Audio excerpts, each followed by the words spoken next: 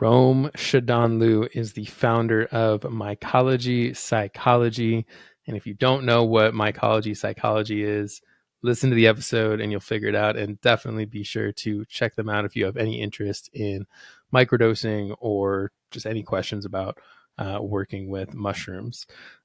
Rome is absolutely incredible. I was just reflecting on this conversation that we had, and it just brought so much joy to my heart listening back on it. She's so genuine, she's so authentic, and we just had a really amazing conversation. And I'm so happy that I got the opportunity to get to know her better.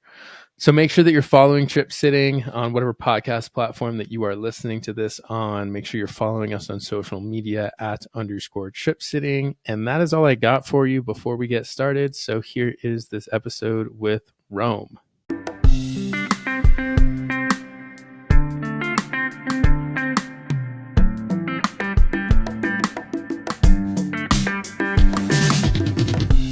I still get nervous coming on podcasts. Yeah. You know, it doesn't matter the size or the context. I will always have a little bit of nervousness because it's vulnerable to have conversation and talk about what you do. And you know, it's interesting how, you know, most of the things, everybody is so worried about themselves, you know, and remembering that is really, really helpful.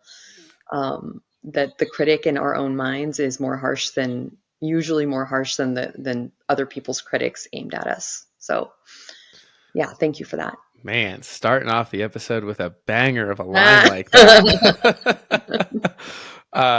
Rome, I meant to ask you this before we started. How do I pronounce your last name? Shadanloo or Shadanloo. Shadanloo?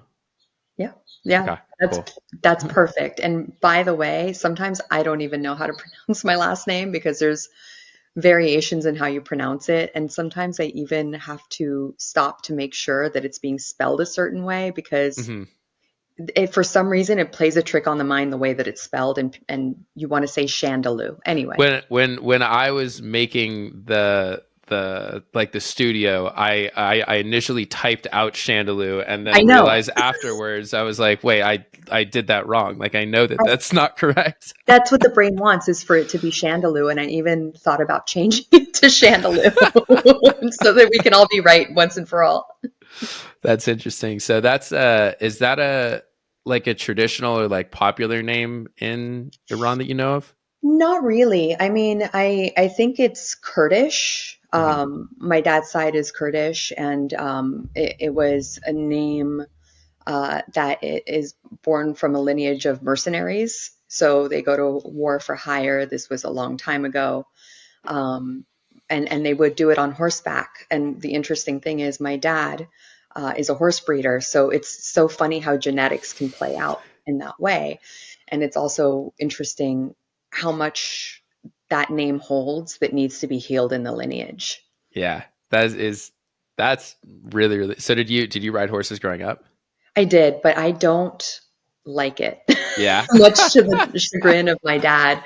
It was, he put me on them at a very young age. He wanted me to be a jockey at a very young age. And of course, the first thing I thought to myself was, as soon as I'm old enough to make my own decision, I'm never getting on a horse again. And I didn't. One time a few years ago, I got on for a moment, but my whole body tensed up. So, you know, it's the body keeps the score. When you're young and you keep falling off these horses, when you're older, you're going to feel that.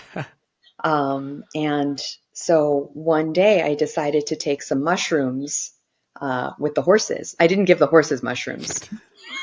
Get off your high horse. But I took them and I sat in a field with them. And it was just about, why do I feel this phobia around these wonderful animals? And it was just that your body just remembers not feeling safe. They were so big, you were so little, you know, and I was able to make a lot of peace around that. And it was really interesting the way that the horses responded to me when I was on the medicine. Yeah. They knew. I'm telling you, they knew. And a horse can detect your heartbeat from many feet away. They can pick up on your nervous system. That's what equine therapy is based on. And suddenly they were all surrounding me, giving me love. And it's because my heartbeat, my HRV, my chemistry was different than it normally was. I didn't have that defensive energy in my body. And so they all loved on me. And it was really beautiful and healing. Ah, that sounds so amazing. I'm convinced anytime that I'm on mushrooms or really psychedelics that I can tap into any animal. Like the Yeah. dogs and the cats that are around me, like we're having conversations in our mind with each other. Yeah. I feel like they know. And I've also served, medicine to people with their dogs present. Mhm. And more than one occasion, the dog purged for the person Wow. at the beginning of the ceremony. I've heard of something like that happening. The when I first went on or my first ayahuasca retreat, there was uh there was one of the cats that was there that Yeah. they would just sort of let wander around, and even during ceremony and stuff he was still there, and it was because he genuinely had this way of knowing when people needed him Yeah. to be there. And like when people were really going through it, he would just kind of show up and just sit there and like have this really, really grounding presence. Yeah. Yeah. And, I feel like we connect with all animals when we're on medicine, but I do also believe that there are specific shamanic animals. Hmm. You know, Well, I mean, in Egypt, like the cats are like right. praised as these like higher intelligent beings. Yeah. Yeah. And in Mexico, I can never pronounce the name of this breed. The Zolo, Oh, it's I do not know Zolo. cat breeds. Yeah, yeah, yeah. I can't pronounce the whole name, but this dog was the dog of the underworld that would take people to the underworld. So they would, I believe, bury people with this breed of dog to guide them. But yeah, cats, dogs, birds show up a lot. Hawks show up a lot, no matter where we're serving. In a more granular way, there are certain dogs and certain cats who I feel like their role is to be psychedelic space holders, and they usually belong to somebody in the space. Yeah, it's amazing. The animals oftentimes too, like they find the owner. Like Hmm. Hmm. it's not the owner seeking out these animals either. No. It's like the cat or dog just shows up at their door. Yeah. I've been trying for 7 years to find a dog and really realizing that the dog needs to find me. My dog, Ghostface Killa, died 7 years ago. You Shout out say to Ghostface Ghostface. Killer. Yeah. All right, what's the story behind the name? I like Wu-Tang, but admittedly I'm not deep into Wu-Tang. Yeah, But I remember thinking, I was at Coachella many years ago, and I remember thinking, I was telling someone in the car, I'm like, Ghostface Killa is such a cool rap name. yeah. It's just so cool. I'm like, someone should name their dog Ghostface. And then my dog showed up, and he was a black dog with a white face. Oh, yeah. And I just got chills. And he was a really special animal. Whenever I'm in medicine and I'm struggling, uh, the thought of him immediately breaks me out of it, opens my heart, and lets me know that everything is okay. So he is still with me. That's awesome. So you are the founder of Mycology Psychology, correct? Correct. Yeah. And for those listening, what is Mycology Psychology? What is psychology? and Psychology. What and is it? and also for me a little bit. Okay. You know, uh, so I Mycology Psychology. I started it out as just an Instagram page. Hmm. Uh, in 2020 during the pandemic because I was going through a difficult time, like many of us were, and I was just trying to grab on to a little bit of purpose, something to do, like a little art project, a little zhuzh. Um, and in 2021, early 2021, I met somebody who um, we got together and had the idea to change the business into not just education, but providing safe access to medicine. Hmm. Um, we were in Oaxaca, we were in Mexico City. We studied with this brilliant mycologist there who was also into neuroscience. And it started out in, my little place in West Hollywood. And I remember, we started out with 4 orders a day, and I would do intakes for everybody. Hmm. So they would come in, I would have an intake with them. If they wanted to do check-ins with me, they could book a check-in with me. But really, the point of the intake was threefold. One is to explain how we work with medicine because we're very strain specific, and I'll talk about that in a moment. The other piece is to help set intention because I think that, you know, I think people misunderstand what placebo means. I think people think that placebo means it's fake. Hmm. But placebo is a very real healing It was response. very real. Um, and, who cares how it happens? Oh Who man, cares? I've been saying this for so long when people are arguing over whether microdosing works versus placebo. I'm like, who gives a shit? Who Something gives a good shit? is happening to Like, them. So take like, the gift. yeah, Stop it. exactly. Like just like allow it to be, but like we know it's more uh successful in working versus doing fucking nothing. Right. And you have to have skin in the game. Yeah, So, the medicine responds to you more than you respond to it. So I know for me, I had the most life changing, and we're going off on a little bit of a tangent if that's that's okay. fine. Oh yeah. I had the most life changing ayahuasca experience in 2015, I believe it was, because I didn't have any money at the time. I had to scrape together money to go to this retreat. My mom had to buy me my airline ticket. I took a huge risk in doing this in that I lost my support community because I was in Alcoholics Anonymous.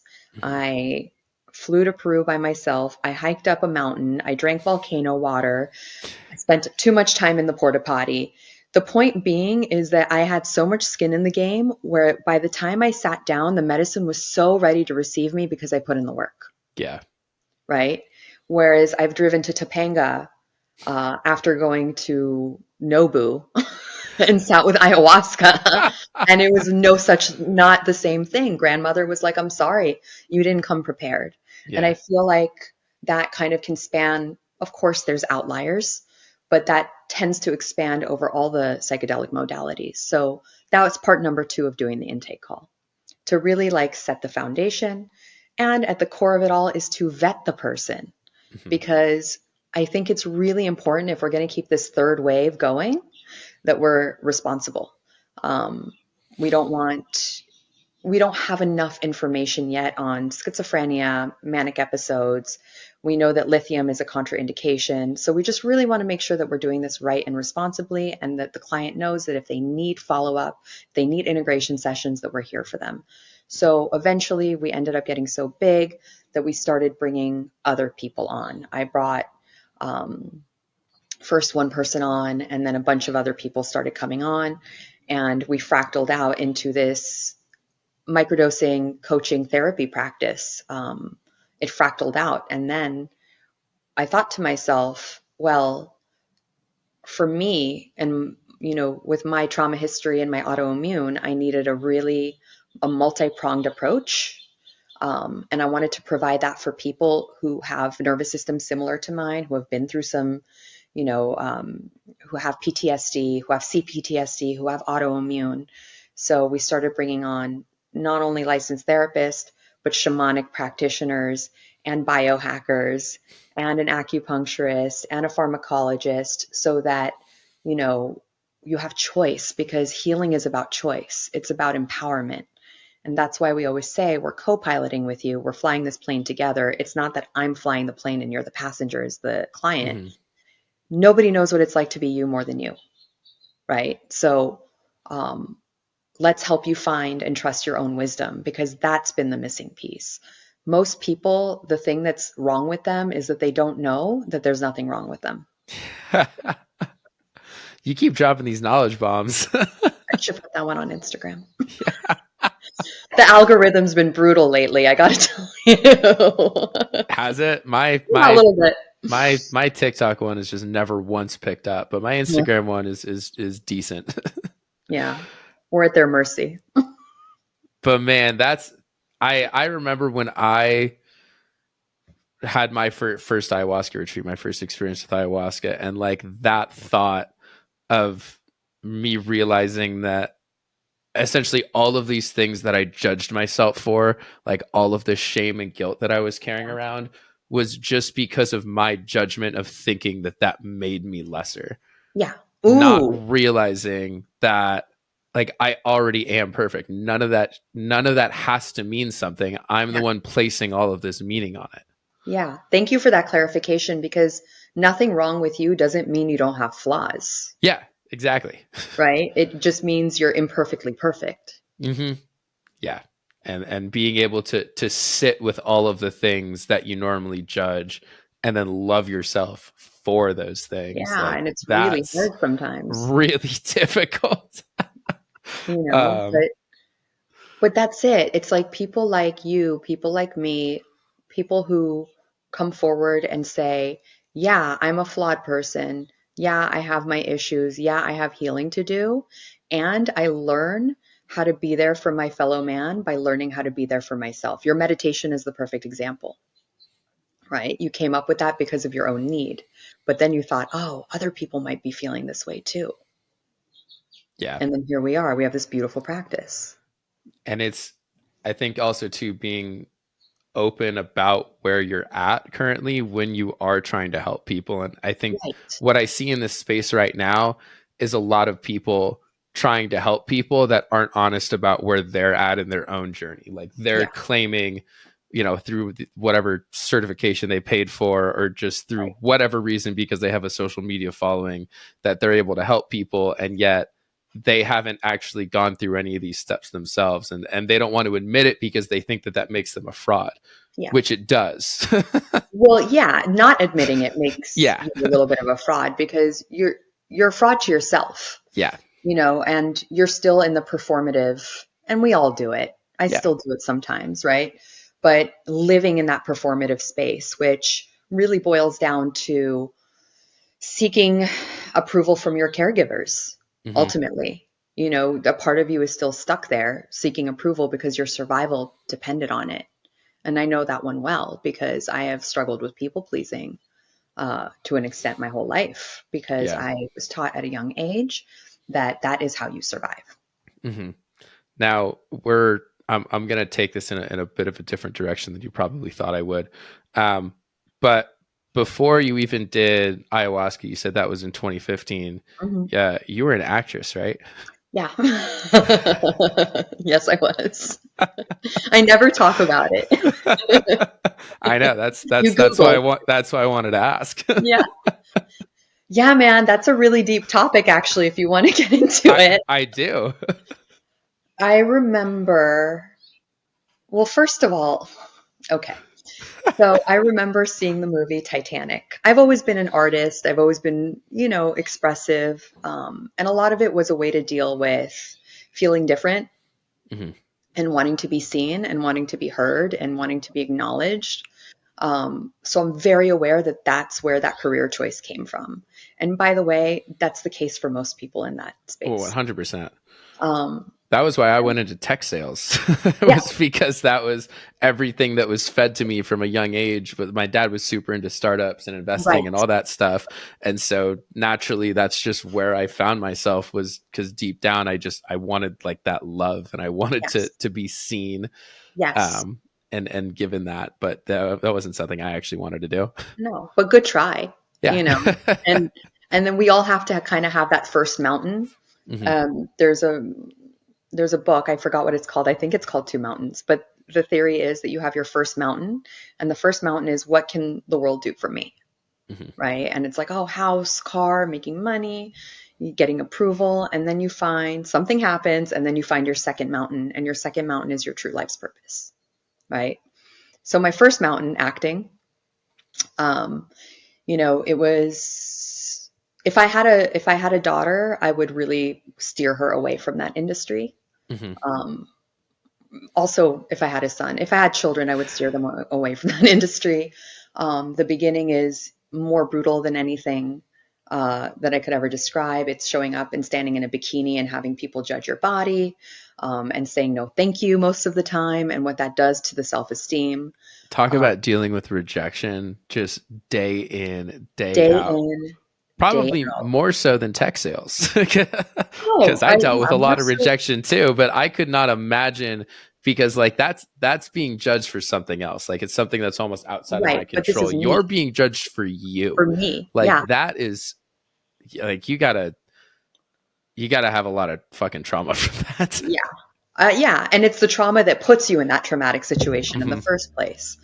I remember being at a party when I was first starting out acting, and I remember feeling a little uncomfortable at this party. And I didn't know back then that I was a little neurodivergent, Hmm. which also made acting really interesting. But I remember just thinking, like, if I am a successful actress, if I'm famous and I have money, and this, I think I was like 21 at this point, I'm like, I'll never be alone. Hmm. I literally had that thought in those words. I'll never be alone. I'll be welcome everywhere. People will want to come talk to me. I won't have to make all this painful effort. Seeking all of that just external validation for Right. everything that you're doing.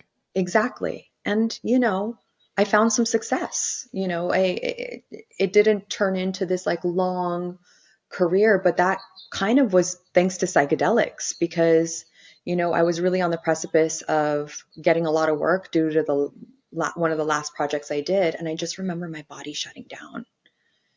And I didn't know at the time, but it was my body's wisdom.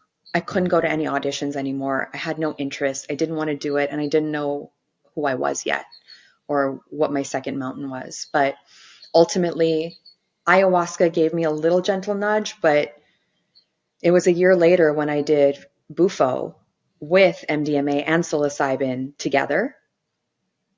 And it was that trifecta that showed me that I was wasting myself in the wrong space, that I was seeking approval from people that I didn't necessarily approve of, Yeah. that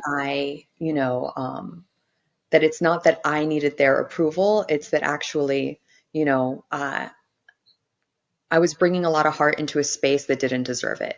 And I don't mean to bash Hollywood across the board, but it is a pretty unhealthy place. And I remember getting this message in Bufo saying, quit now, go back to school, Hmm. help people. Like, this is the way. And so the next day I fired my agent, my manager. The following week I applied to go to school at Lesley University in Boston to study holistic psychology. Within months I was there. I mean, Wow.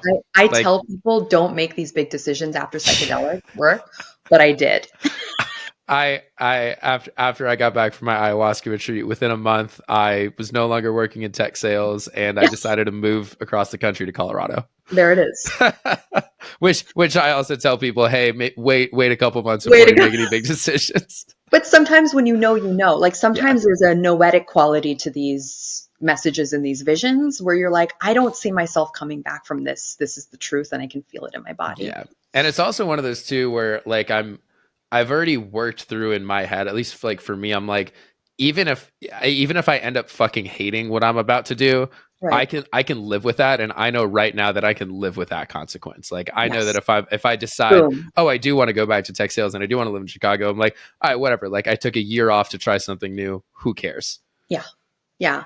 I think car- I think career wise, there's more leeway. Things like Yeah, leaving tech, leaving acting, things like that. You already knew. yeah. You I already knew was before you. also, I mean, a single guy in his 20s with no other Right. responsibilities. Like I Exactly. also realized the position that I was in at the time. Yeah. And it's such a privileged position to be in, to be young and to not have all those Yeah. responsibilities. This is like my responsibility streak Hmm. that wasn't there before. Um, but yeah, I think I think the only time that we really, really, really need to pause, like as a hard, fast rule, and there are none, but this one would be the closest, would be don't divorce your significant other immediately. Yeah. Especially if there's children involved, there's like a process to it, there's a whole thing to it. But this worked out. I'm relieved to not be in the machine of Hollywood anymore, but I still love acting and Yeah. I still love the art form and I still love, I'll still watch things and be like, oh, it'd be so cool if I was in it. But for me, the juice is not worth the squeeze because it's Hmm. very psychologically taxing. Well, it's so interesting, and like I think a lot about this with art is like we're so indoctrinated into believing that, oh, if you're good at doing something or something you want to do, like if it's something that you can create, Yeah. that you need to find a way to make that into a business, and you need to Right. find a way to make money with that thing. Like people who start painting at a young age, everyone's telling, oh, like you should be a painter, you should start selling it, Yeah. you set up an Etsy store, like all these little things. And like creating just for creation's sake, like that's the most fun. It Like is the that's most that's fun. that's when I mean almost anyone that even is doing those things, like they'll tell you when the stakes are unbelievably low, like when they don't have to care, they can just do it because they want to do it, like that's where the fun is. Yeah. And that's kind of the way it used to be before social media because, I was painting as well and I used to I saw this shift happen. And it was really disappointing, but I saw the shift happen that once Instagram came into the picture, I could not draw something or paint something without thinking, "Oh, this will be good for the gram. Yeah. Can't wait to show everyone." And then it kind of snuffed out my creativity, to be honest, because you can't really create from that place. No, it's very hard to authentically create from that place. Yeah. um, like create something that you're genuinely proud of. I remember when I was even first doing this podcast, like this to me, this is my big art form. Like it's, a creative expression. It was getting over the fact that, again, I'm not doing this for other people. Like I don't give a shit if nobody listens to this. I'm creating this for me. Yeah. Like, and that's, and like always coming at it from that place got me over the fear of when I first started posting things, because Yeah. there was a lot of fear. Like my family was not cool with drugs. Woo! We'll get into I, that. just being where I was and openly starting to talk about these things, obviously when it's still illegal, and we're very aware of, some of the consequences that are involved, and understand the privileged position that we're in to be able to talk about it. But there's Yeah. still that fear that's there of me being like, that once I post this, like once I change my LinkedIn, I start posting on Instagram, there's no going back. This is always going to be attached to me, but I'm not doing it for those other people. I'm doing it for me at the end of the day. And if those people that will not have a problem, that will have a problem with it, like don't want to have anything to do with me, like they're not supposed to be in my life anyways. Like why am Right. I trying to perform for them? Why am I trying to get them to like me? They don't even like themselves. Right. Exactly. And I think that the right people pick up the transmission. And Yeah. so ultimately, by doing it for you, you are more effective in being able to help others. Yeah. Whereas if you were doing it for others, it just normally, when you come from that place, things collapse and people end up being upset with you Yeah. on top of it, you know? I do want to be clear too about the fact that I still absolutely catch myself right now making clips and doing things being like, oh, this will get good engagement and shit like that. Like, how can You you know. not? How can you not? Because otherwise it also feels like yelling into the abyss, Mhm. because again, being seen and heard is part of the desire to be seen and heard is part of our wiring, Yeah. right? Our desire to be in community is part of our wiring, and this technology has become a part of our brain. If you'll notice there's this thing that I call phantom phone. If I don't have my phone in the same room with me, I feel like I'm missing a limb. Mhm. And our brains kind of have developed in concert with the technology, with with our chemistry. So it's like the phone goes away, we'll go into an actual detox. Yeah. It's pretty wild if you think about it. I've So I wouldn't. started, oh, sorry, you go. No, go ahead. No, I was I, just going to say I understand. yeah, I've started intentionally leaving my phone like at the house. Like when I go out for my walk, I try to go for a daily walk. I always used to do it with headphones and I'd be listening to music. Then I just started being like, okay, let me just not listen to music. Let me just listen to that. But I still had my Yeah, phone, and now I leave my phone and then I go off, and it's very yeah. different feeling. Or like when I have to go to the grocery store, I'm just gonna leave my getting in the car and leaving my phone. Ooh, that's That makes hardcore. me feel naked. That's That hardcore. uh I didn't know you were like that. that was about it. But no, it's like psychologically, and I find myself like just thinking about it, like almost the entire time. I have to get myself to realize that like I'm okay, because we're so used to it. I know, but you know what kills me, Cam? It's like I've done that before, and then suddenly a really cool crow will land in front of me, or I'll see this incredible flower, and I'm like, why don't I have my camera with me? I know, because you That's the want to downside. fucking remember the moment. Do you like How can I EDM remember music at the all? moment if I don't have a picture of Yeah. it? Sorry, go. Do you like EDM music at all? I wouldn't say I listen to it, Okay. voluntarily in my own time. Okay. So no, I guess not. But I mean, I basically, appreciate it. the where I was going with that is that there's this artist called Enzo Hmm. that I'm a big fan of, and he is his most popular song is this one called Overthinker, and he does this with a lot of his songs, but he takes Alan Watts lectures and then incorporates I them know who that is. into yeah. Yeah, And yeah, either yeah. way, there's this one quote from the song where like Alan Watts is talking about. And to read about it the next day in the paper is oddly more satisfying than the original event. Wow.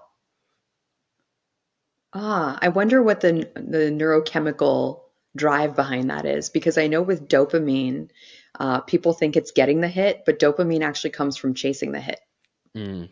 Oh, interesting. Yeah, That's crazy. But like I mean it's so true that like we want the picture of it. Like yeah, rather than just being there and being okay with the fact that we're here, we want to be able to go back and see it. Like I guess that's where then like the dopamine is when we're thinking about it later, like, oh, let me pull this up and look at it yeah, again. yeah, yeah. I mean, I wonder.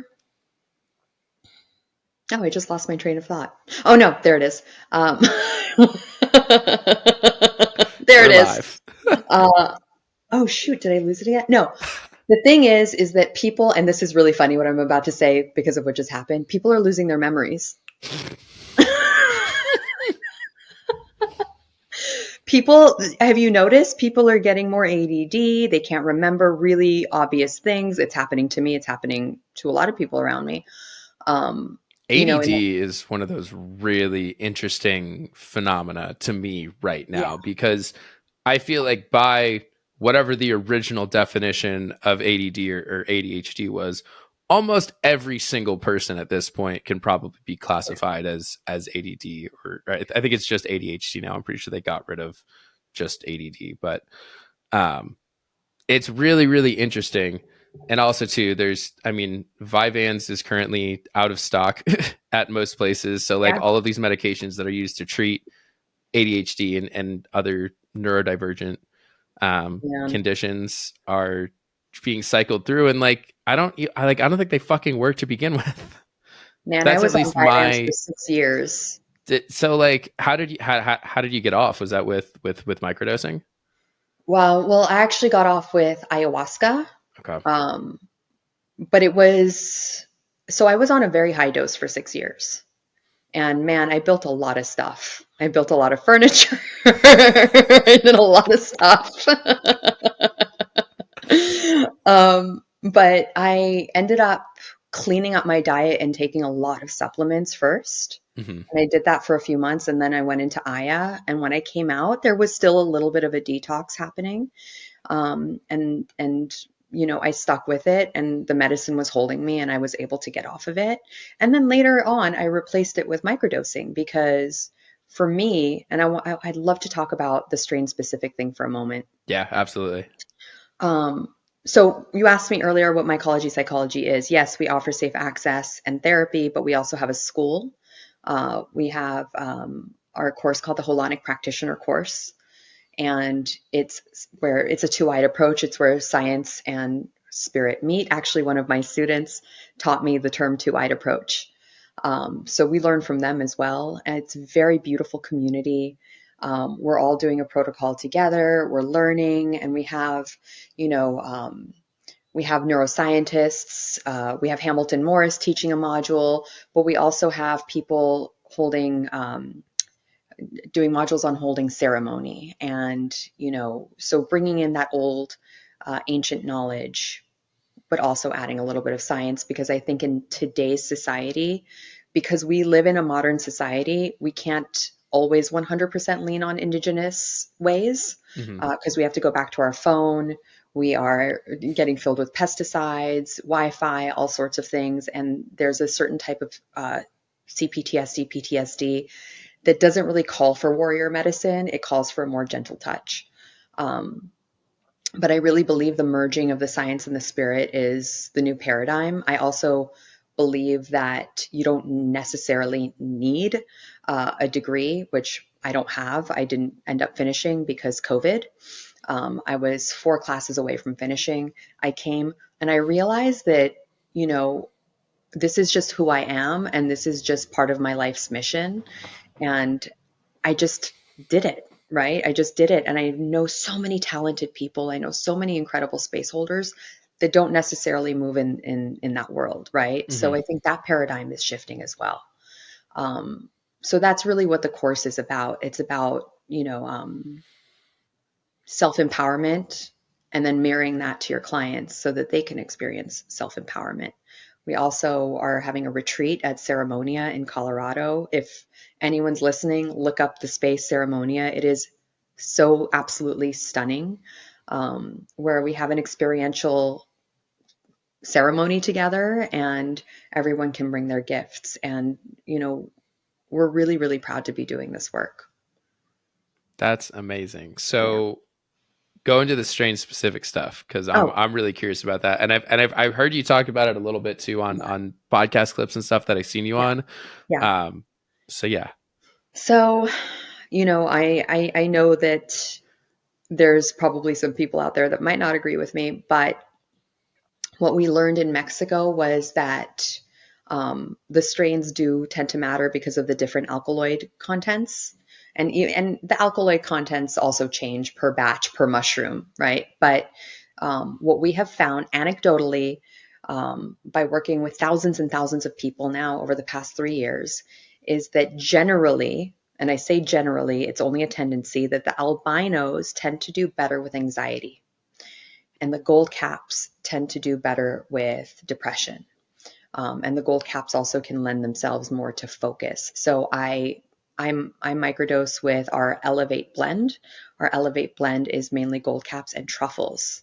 Mm, Um, and that one is the one that gets me to get up, brush my hair, shower, go run errands. Whereas for me, sometimes the tendency is to go into a collapse, like a dorsal collapse. And, I'll just sit there and be like, I don't feel like doing anything. That's just kind of how my system deals with stress. mm, So when I take the Elevate blend, I'm like, oh, I can do stuff. This is what it's like to not have a dysregulated nervous system. How delightful that this can exist in my life. Um, and then, there's the outliers. Look, if you take Prozac and you give it to 10 people, it's not going to have the same effect for all 10 people, even though it is specifically for depression, anxiety, and OCD. There hmm. are some people where their chemistry is a little bit different and it's going to backfire on them. Well, the difference is um, the difference is that with the psilocybin, it's sentient. So it's going to meet you where you're at. It's going to meet you and give you what you need. I say it's like triage. Triage in an emergency room means that the person that needs the help the most goes first. It's not a waiting in line thing. So the mushrooms are going to focus on the thing that needs to be dealt with the most at the end of the day. Yeah. So we can lean a little bit on this trend, on this human construct, on this anecdotal evidence, but at the end of the day, the mushrooms are going to mushroom. They're going to do what they're going to do, and they're sentient and they're intelligent and they have a plan. Yeah. It's interesting to and I feel like there are a lot of researchers that are trying to do this, that are trying to somehow like write the analytics and figure out the actual energy of the mushrooms, and like essentially all of the things that we can't read. How do Yeah. we read them? I how do don't we think we figure can this out? quantify. Like it's interesting. Like when I mean, there was a study where they're trying to map the DMT realm. Um, and Really? yeah, oh yeah, at I'm pretty sure Imperial College London. It might not have been there, but it was definitely somewhere in Europe. But like, yeah, they gave DMT to people, and like at people who hadn't done it before, and were basically trying to describe everything that they saw.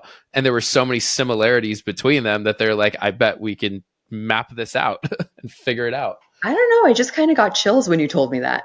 Yeah. I think that could be real. Yeah, no, exactly. So like Yeah, how do we measure these things? And like, you said mushrooms are sentient beings, which yeah, I completely believe. Like they have their own plan. They they have do. their own consciousness. And so how do we then actually take that and figure out how to best use it for ourselves? I know there's just one study done that talked about how they were able to prove that taking natural mushrooms was better than just the Hmm. synthetic psilocybin. I can vouch for Um, that. yeah, exactly. And again, I mean, there's all these other alkaloids that are in the mushroom, and again, it has its own consciousness. If you take the consciousness out Yeah. of it, it's yes, it's still probably gonna like it's still gonna help a lot of people. Like I don't like to shit too much on the therapeutic model, Yeah. Yeah. but I do think that if we're just relying on that to solve this mental health crisis that we're in, we're just gonna continue to be fucked. The purpose of the synthesizing of the mushroom, right? It's first of all, do we patent it or do we make it illegal? Those are the two options. And then the second one is it's really the only way to truly quantify. Yeah, We'll never, my opinion is, I don't care how smart we are, I don't think we'll ever be able to quantify to our satisfaction, what the mushroom does and what particular strains do. This is very much man plans and God laughs, yeah, right? So we can try our best to match people, to the right strain for them. And I will say an overwhelmingly amount of the time, um, it tracks. But if someone gets a strain and it's not necessarily giving them what they want, we don't say, okay, let's switch strains now. Let's get you the right strain. No, you got that strain for a reason. Let's work with it together. yeah.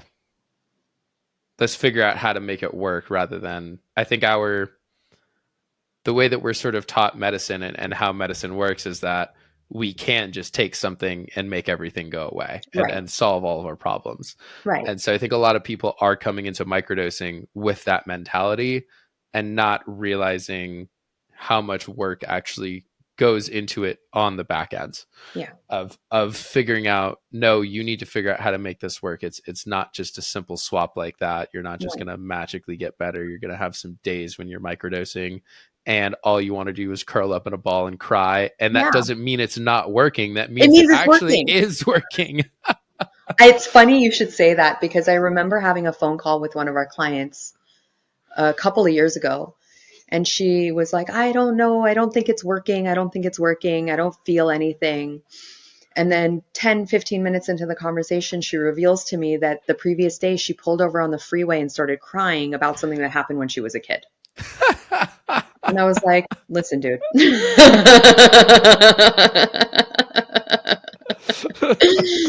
It's working. It's Yeah, just not working in the way that you think Western medicine normally works, right? yeah. We're very addicted to symptom management. We're very addicted to a quick fix. And, like you, I don't shit on Western medicine. I believe in a multi-pronged approach. Pharmaceuticals have absolutely saved my life as much as psychedelics. And that's something that you won't hear a lot of people say, but I will say it because it's the truth for me, right? And I think that we're in the school of earth and we need all the helpers we can get along the way. But I do believe that pharmaceuticals are way overprescribed Hmm. and shouldn't be the first line of defense.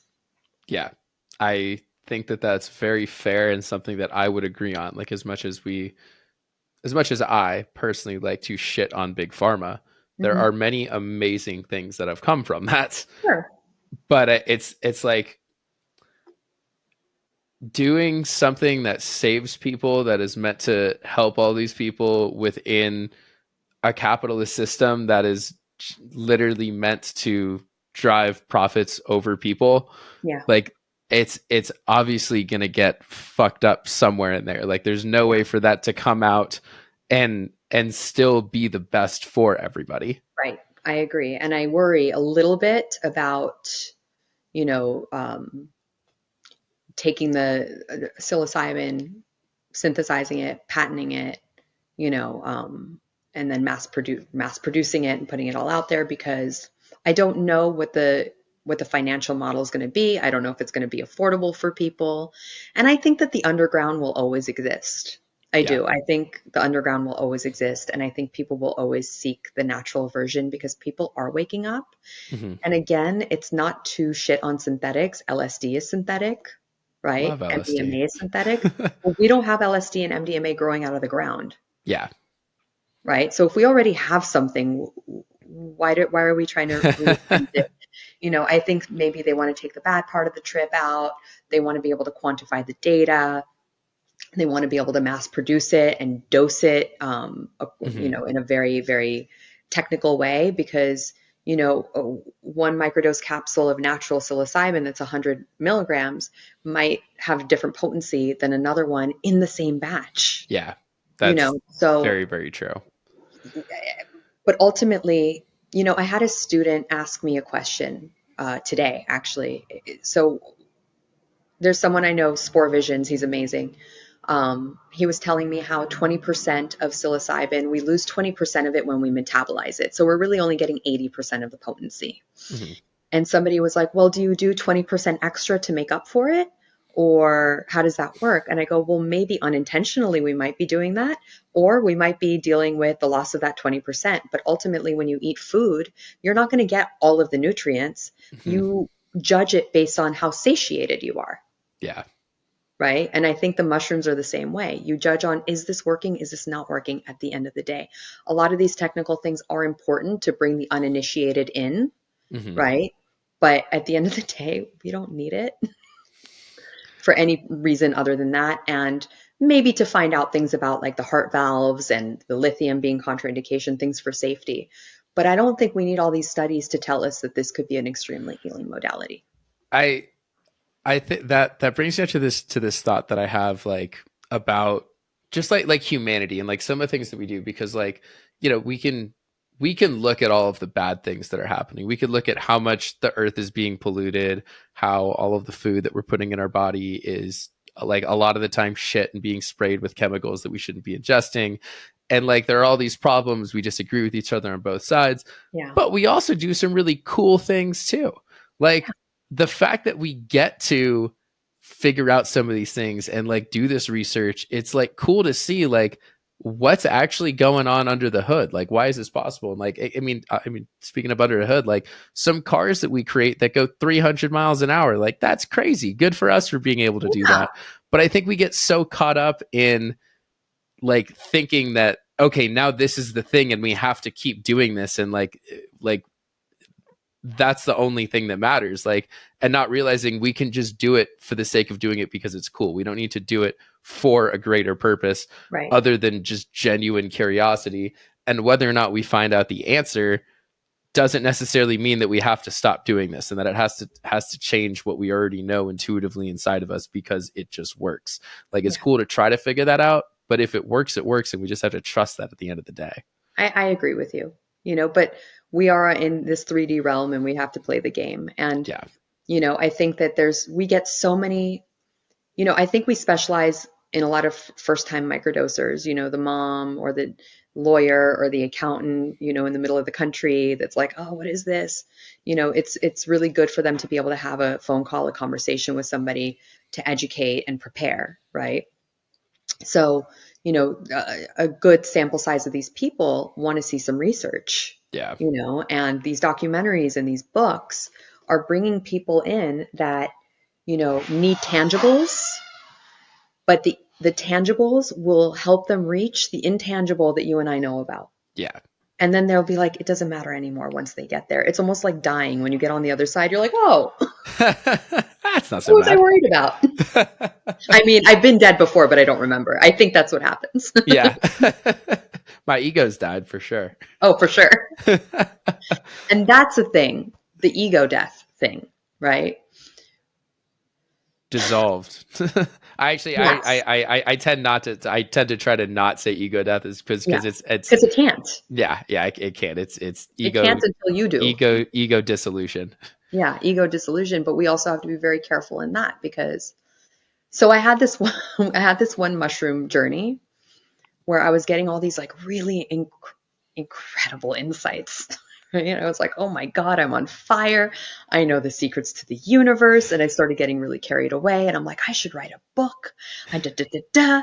Like people need to know. And then suddenly there was a jack in the box in front of me and this clown popped out of it laughing at me. And I was like, what's going on here? And it was like, I'm your ego and you're being ridiculous.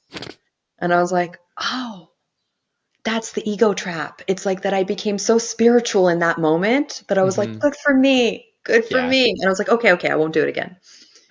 30 minutes later, I don't know, I have no concept of time. Like I'd get another download that was really, really cool. And I'd start patting myself on the back and the clown would pop up again. And the message was, you cannot get away from your ego. You can't. You just need to make friends with it and keep it right sized. And it stays right sized if you make friends with it. If you hug it, if you hold it, if you say thank you. I know you're trying to protect me. I know Hmm. you're trying to keep me tethered on this planet and I appreciate you and I see you. And that it'll go. But Yeah. when we keep fighting that shadow, it's going to get defensive and it's going to puff up even more, right? Yeah. The So, idea that like the ego is the enemy, like that's not what we're trying to do. Like that's not what we want people to believe. Like the ego is your best friend. Like it's there's no way to get away from it at yeah, all. And yeah. so that reminds me of the untethered soul.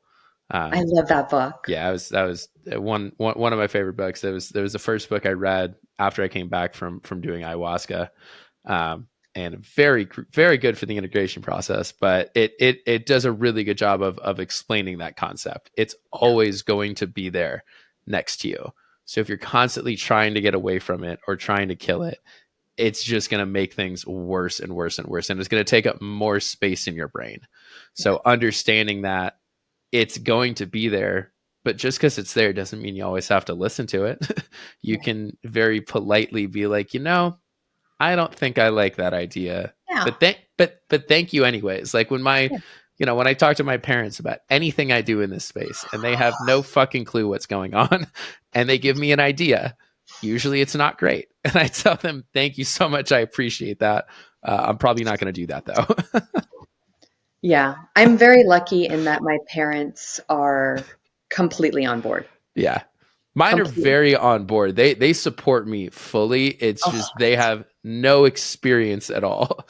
And so it's, they're coming at it from a very different angle, which to be honest, actually sometimes they can have pretty decent ideas that I haven't, thought about, because sometimes I'm so in it yes. in like the spiritual shit that like I have my blinders on and I'm not seeing that I still have to interact with the 3D. And I so love they that you can know that. bring that into and be like, oh shit, I've been like I haven't been looking for that. I haven't been open to it. Right. So yeah. But your parents are also on board. They're on board, on board. Yeah, okay. I think last New Year's, not this one, but the New Year's before, my mom and dad and I did mushrooms together. Um, we've done mushrooms together many times, but this was the only time the three of us did it together. Mm, And my mom is such a trip because she likes to go be alone. She wants to do mushrooms with people, but she wants to go be alone, yeah. right? She wants you in the house, but she wants you away from her. Hmm. And I'm very extroverted on mushrooms. So we've had a couple of mushroom trips that were just basically me chasing her around trying to talk to her and her telling me to go away and then me being like, this feels like my childhood. But she gets in it, man. She's like, yeah. And then I saw the eye of the universe, and the eye had a tear, and the tear covered the whole planet, and it was nodding its head, and and then this purple light came down and healed humanity. And I'm like, I'm not, I didn't get that. I got that I want to cry about something that happened on the playground for 10 hours. But yeah, good for her. Her and the medicine, they're homies. Hmm. Have they done any other medicine? My dad and I did Ma together. I don't know if you've heard of Ma. No. Ma is a psilocybin ayahuasca combination, and we had it with sassafras. It's a very popular um, protocol in Los Angeles. Okay. That And sounds like it'd be pretty popular in Los Angeles. yeah, it's pretty popular in Los Angeles. Say no I more. should have known better. Uh, and it was nice, but I didn't feel like we were held. Yeah. Uh, the facilitator kept leaving. I ended up facilitating the whole thing for him. And I love my dad, but he gets very needy on psychedelics, which I can totally understand. Um, but we had a very healing ceremony together, but it felt like the integration was not as deep as it should have been. Hmm. So that was a learning experience. We were fine, our relationship improved, but I could tell that there were some things that still needed to be processed. Yeah. And that's one of the reasons why I think integration and prep are not only as important as the psychedelic, but more important. I like to say that Yeah. the psychedelics are the wedding, but the Hmm. integration is the marriage. Hmm. I like that a lot. Well, Brum, I don't want to keep you too long. I could Is talk to there? you all day, Cam. I know. I very much could. Um, but before we go, is there anything else that you would like to share? Leave people with. Yeah, check us out on Instagram at Mycology Psychology. Our website's www.mycologipsychology.com. Um, get a free consult. There's no pressure. You just have someone listen to you and talk to you, and then they give you the password to the store. And then it's up to you if you want to move forward. But, we work very intentionally. So we don't just have a storefront on Instagram. And also, um, if you're not getting it from us, please make sure that you understand the sourcing of your medicine. There's something that tends to happen where people are in a rush. They don't cracker dry the mushrooms. They powder it, they homogenize it, they encapsulate it, and it develops mold. We have a lot of people with autoimmune. We cut off the bottoms of the mushrooms so that there's no substrate that's tied into all that mycelium. So there's no filler. And if anything even comes close to contamination, we throw it away. But it's not lost on me that if you're a struggling business, that might be hard to do. So, really make sure that you understand the energy of the person that you're getting your mushrooms from. We also play the Schumann resonance for them. That's beautiful. I love that so much. Rum, thank you so much for coming on. This has been an absolute blast. I would love to Thank you have for you on having me. You're again at some awesome. point. Um, and yeah, you're amazing. Thank you. Much This was love. easy. Thank you. So much love to you.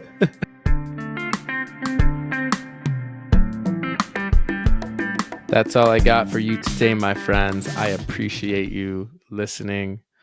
I appreciate you spreading your energy into the world, regardless of what that energy is. Just remember, you deserve to be here, you deserve to feel loved. You already are loved and whole and perfect exactly as you are. That's a wrap. We'll see you next episode.